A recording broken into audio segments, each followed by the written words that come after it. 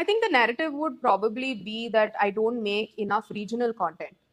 When I say that ಕನ್ನಡನಲ್ಲಿ ಜಾಸ್ತಿ videos ಮಾಡಲ್ಲ ಅನ್ನೋ ಒಂದು ನ್ಯಾರೇಟಿವ್ ಖಂಡಿತ ಇದೆ. ಒಂದೆರಡು ಸತಿ ನಾನು Q&As ಮಾಡಿದಾಗ ತುಂಬಾ ಸೀರಿಯಸ್ ಆಗಿ ಕ್ವೆಶನ್ಸ್ ಕೇಳಿದ್ದಾರೆ ನನಗೆ, ಯಾಕೆ ನೀವು ಜಾಸ್ತಿ ಕನ್ನಡನಲ್ಲಿ ವಿಡಿಯೋಸ್ ಮಾಡಲ್ಲ, ಯಾಕೆ.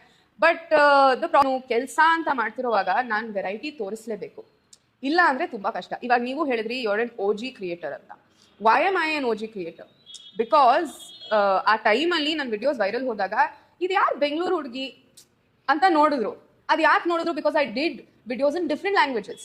I did Tamil, I did Telugu, I did Malayalam, I did Hindi, I did English ಎಲ್ಲ ಮಾಡಿರೋದ್ರಿಂದ ನನ್ನ ವಿಡಿಯೋಸ್ ಹೋಗಿ ಆ ಆಡಿಯನ್ಸ್ಗೆ ತಲುಪ್ತು. ಅವ್ರಿಗೆ ತಲುಪಾದ್ಮೇಲೆ ದೇ ಸ್ಟಾರ್ಟೆಡ್ ರೆಕಗ್ನೈಸಿಂಗ್ ಮೀ.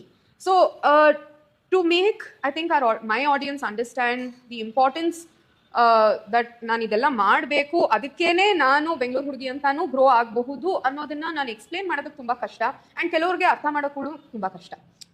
ಅವ್ರು ಒಪ್ಕೊಳ್ಳಲ್ಲ, ಯುನೋ, ನನ್ನ ಫಾಲೋವರ್ಸೇ ಆಗಿರ್ಲಿ, ಬೇರೆಯವರೇ ಆಗಿರ್ಲಿ, ಅವ್ರು ಒಪ್ಕೊಳ್ಳಲ್ಲ. ಖಂಡಿತ ಇಲ್ಲ, ನೀವು ಮಾಡ್ಬೋದು, ಬೆಳಿಬೋದು ಅಂತ ಹೇಳ್ತಾರೆ. ಡೆಫಿನೆಟ್ಲಿ ಮಾಡ್ಬೋದು, ಬೆಳಿಬೋದು, ಇಲ್ಲ ಅಂತಲ್ಲ. ಬಟ್ ನನ್ನ ಒಂದು ಇಂಡಿವಿಜುವಾಲಿಟಿ ಏನಿದೆಯೋ ಅದನ್ನ ನಾನು ನನ್ನ ಸೋಷಿಯಲ್ ಮೀಡಿಯಾಗೆ ಬಳಸ್ಕೊತಾ ಇದ್ದೀನಿ. I am trying to just adapt to all sorts of industries, being a Kannada Bengaluru ಹುಡುಗಿ. Right. So I think Kannada content ಮಾಡಿದಾಗ ನನಗೊಂದು ತುಂಬಾ ಖುಷಿ ಆಗುತ್ತೆ, ಇಲ್ಲ ಅಂತಲ್ಲ. ಬಟ್ ಕೆಲವು ಬ್ರ್ಯಾಂಡ್ಸ್ ಇದ್ದಾರೆ, they are very particular that you know ನಿಮ್ ರೀಜನ್ ಅಲ್ಲೇ ನೀವು ಇಂಗ್ಲಿಷ್ ಅಲ್ಲಿ ಮಾತಾಡಿ, ಯಾಕಂದ್ರೆ ನಾವು ಆ ವಿಡಿಯೋನ 3 ತಿಂಗಳು ನಮ್ಮ ಪ್ಲಾಟ್ಫಾರ್ಮ್ಸ್ ಅಲ್ಲಿ ಯೂಸ್ ಮಾಡ್ಕೊತೀವಿ ಅಂತ. ಅದನ್ನ ನಾನು ಆಡಿಯನ್ಸ್ಗೆ ಹೇಳಕ್ಕಾಗಲ್ಲ, ಅರ್ಥ ಮಾಡಿಸ್ಕೊಳಕ್ ಆಗಲ್ಲ. So like it's okay.